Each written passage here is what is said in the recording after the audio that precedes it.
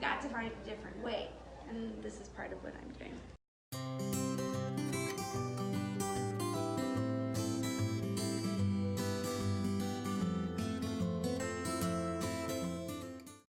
Workplace setups are crazy because they are the opposite of what you would think.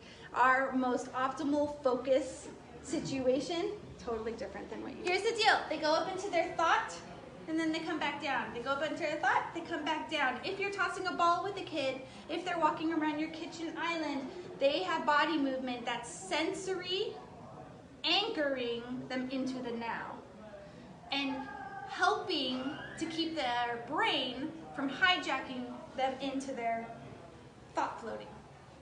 So the sensory is actually wanted.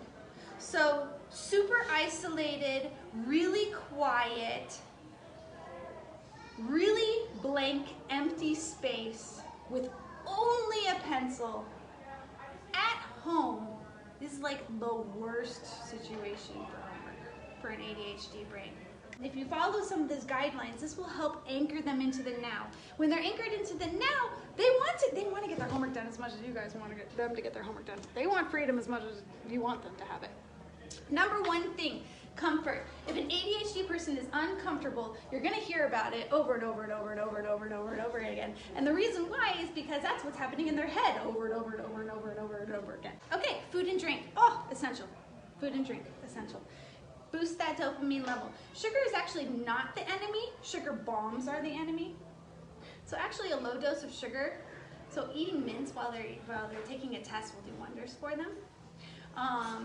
If they're old enough to not eat the entire bag in 10 minutes and have a little bit of self-control, but totally essential. Food and drink, food or drink.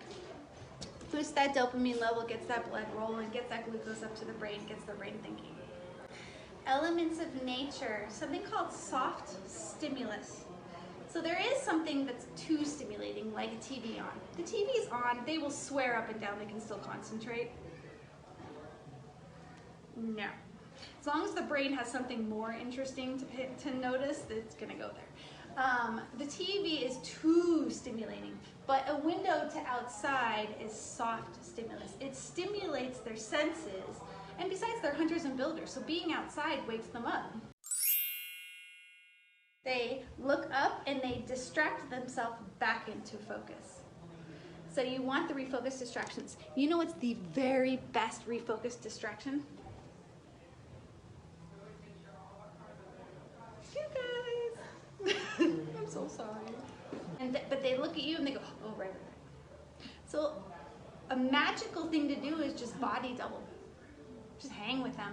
Don't even talk to them about their homework. Don't even ask them questions if you don't want to. Just hang with them. They look up and they see you and they go, right. It's a great refocus distraction.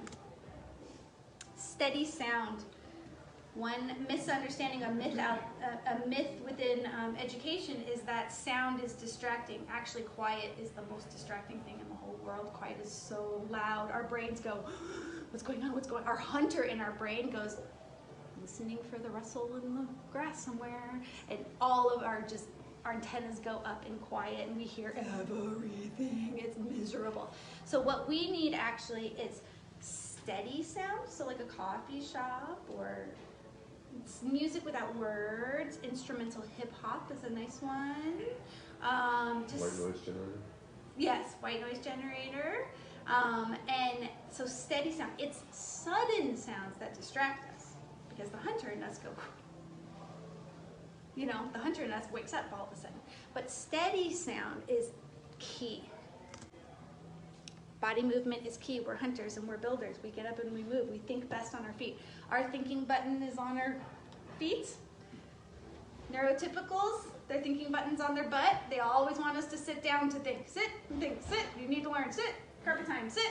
You gotta sit. Right? It's the best deal ever. So avoiding distractions is really not the goal. So use those distractions. As adults, we use distractions constantly. We're always putting things, you know, up in front of our eyes, or something right in front of us, or a clock right in front of us, or an alarm. We're setting an alarm. We're using distractions all the time. Do that with your kiddos. Teach them how to do it. So I have a less list, and this is in your handout as well. Home I know it's not always possible, but home is just the worst place to do homework. As adults, all of our self-help books say, keep work at work, right? Don't work at home. Keep it separate. Rest at home. And then we have our kids come home and do their work. And it's like, homework at home. If they can stop by the library on their way back home, if they can stop somewhere else, if they can work outside of the house, in the backyard, in the park, at a friend's house, anything. Less sitting, less table, less alone.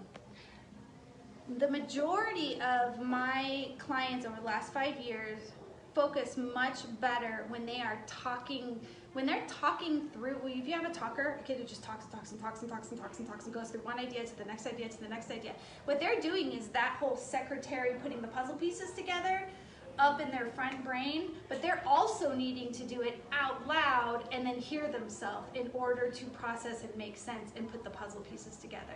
You just let them talk it through. They do the best doing homework with a friend. They rock it, even doing homework body doubling with a friend. So you put a friend on Facebook and they're both just sitting there working. And they might not even be talking, but they talk a little bit and then they go back to work. They do great with that. So more companionship, even just sitting with them and doing Sudoku.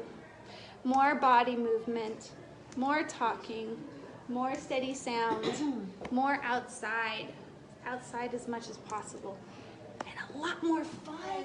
Make a game out of it. If you can figure out a way, if your kid's learning about measurements and the homework assignment is measurements, cook something, take pictures of them measuring, send that to the teacher as their homework assignment instead of sitting and writing out on paper. If you can think of a more creative, more fun way to do the same topic and the same concept, do it, document it, send it to the teacher. You're probably giving them a great idea. Just assume they'll take it as the homework.